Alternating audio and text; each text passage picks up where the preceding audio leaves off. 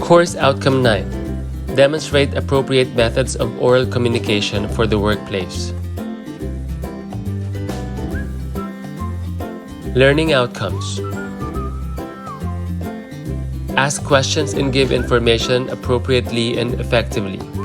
Understand communication styles in Canada. Express an opinion and manage a conversation. Manage conflict appropriately and effectively through verbal communication strategies. Speak in meetings, customer or client interactions, and on the telephone appropriately and effectively. Present information effectively. Presentation tips. Prepare. The quality of your presentation is directly related to the quality of your preparation. Rarely will you have difficulties in your presentation as a result of being over-prepared.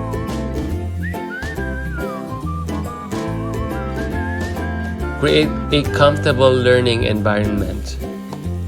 Create a safe and non-threatening environment where participants are not afraid to ask questions. Encourage them to share experiences and ask questions of you or other participants. Manage your anxiety. Use nervousness to your advantage. Channel it into dynamic energy about the topic. Focus on the goal. Remind yourself that you and the audience have the same goal, and therefore, they want you to succeed as much as you do.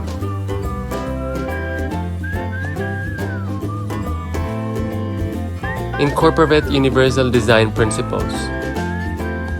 Model accessible teaching methods that your participants can use. Incorporate universal design principles to address the needs of participants with a wide range of knowledge, abilities, disabilities, interests, and learning styles.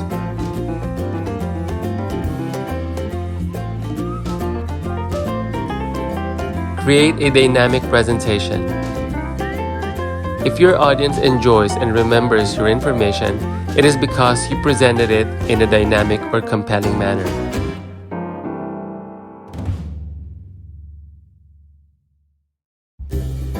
Make your presentation interactive. Avoid simply lecturing to your audience. Engage your audience in active discussion.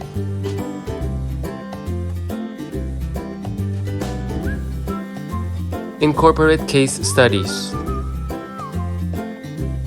Adults remember 90% of what they say as they do a thing. 70% of what they say or write. 50% of what they hear and see. 30% of what they see.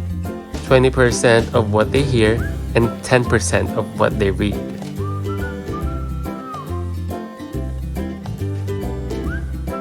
Communication styles in Canada. Each communication or personality type has different strengths and weaknesses. Here are some things to watch for in yourself and in the people you work with.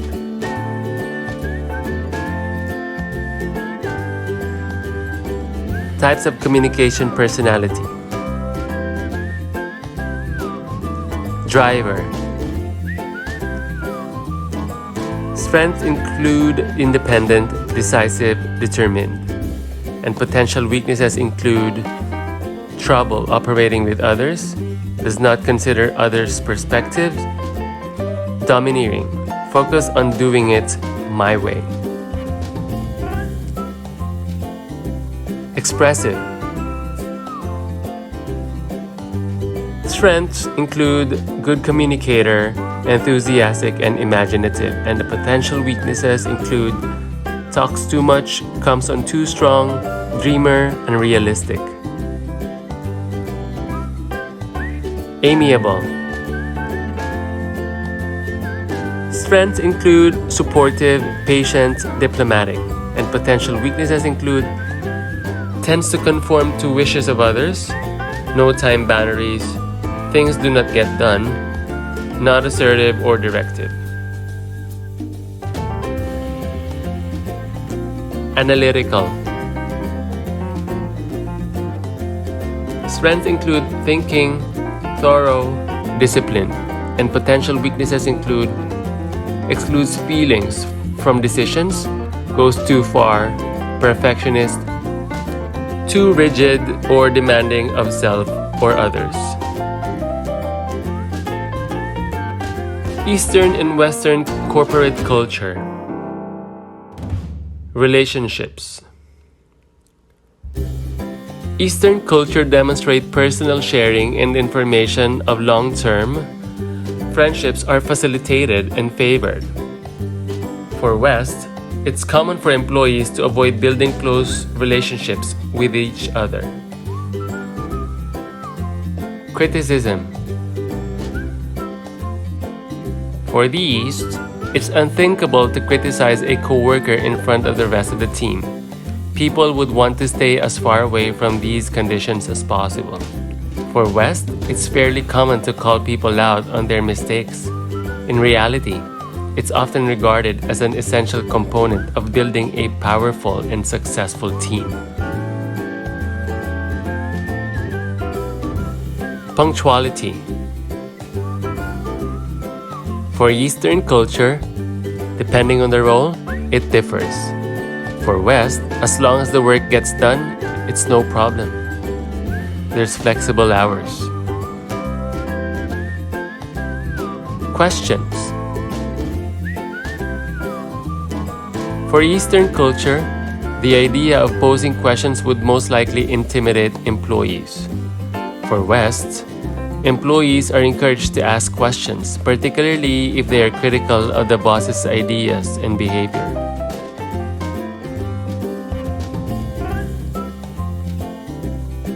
Strategies for intercultural conflict management in the workplace.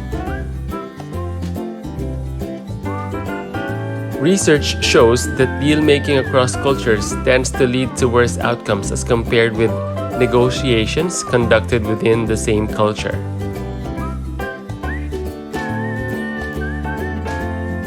Misunderstandings can lead to a lower likelihood of exploring and discovering integrative or value-creating solutions.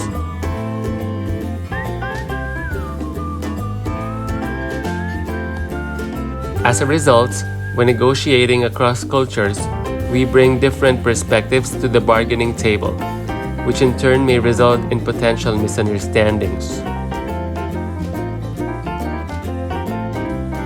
The reason is primarily that cultures are characterized by different behaviors, communication styles, and norms.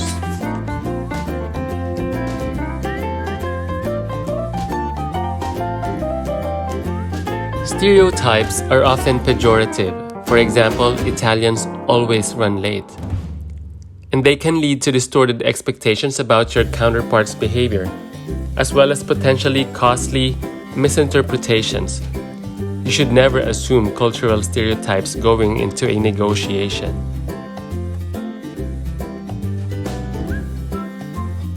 A second common reason for cross-cultural misunderstandings is that we tend to interpret others' behaviors, values, and beliefs through the lens of our own culture.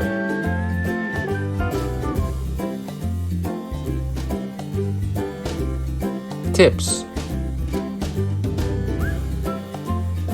Instead of relying on stereotypes, you should try to focus on prototypes, cultural averages on dimensions of behavior or values. For example, it is commonly understood that Japanese negotiators tend to have more silent periods during their talks than, say, Brazilians.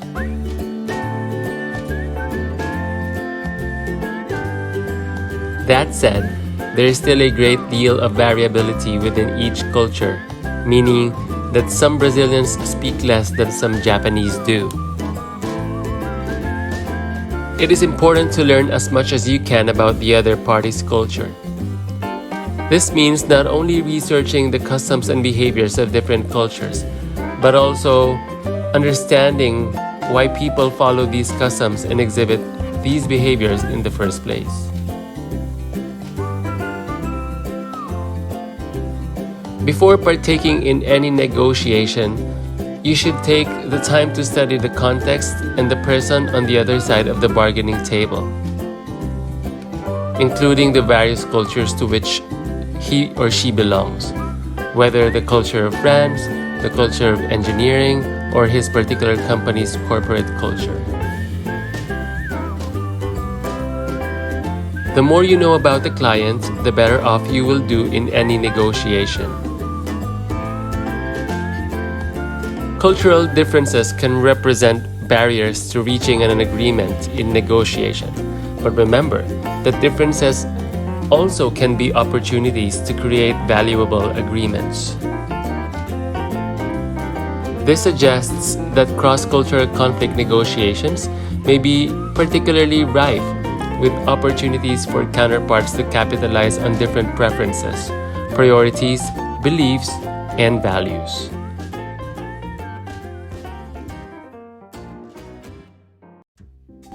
Workplace conflict can sometimes be difficult to avoid. It can arise in every job, no matter the field of work. Before you can resolve a conflict, you'll want to think about the conflict itself. Listen to your own thoughts and feelings, but also consider why the other person feels the way they do. You may not agree with them, but understanding their point of view can help you to communicate with them more effectively.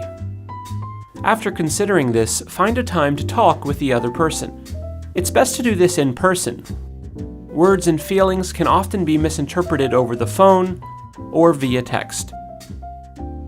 Before meeting, make sure you're in control of your emotions. Going into it angry or upset will set you up for failure. In the meeting, the first thing you'll want to do is identify the issue and respectfully state your needs. You want to do this without placing any kind of blame on the other person so as not to make them angry. Also, make sure you give them a chance to talk and that you actively listen to them when they do. Once you've both voiced how you feel, try initiating some kind of resolution. Brainstorm some possible solutions, offer a compromise, or try listing pros and cons with the other person. Hopefully, you're able to agree on something, but if not, it's important to keep calm and bring in an unbiased third party if possible. Someone like a supervisor may be able to help clarify and resolve the situation. Conflict can be stressful, but if you keep your emotions in check and approach things with an open mind, finding a solution can be that much easier.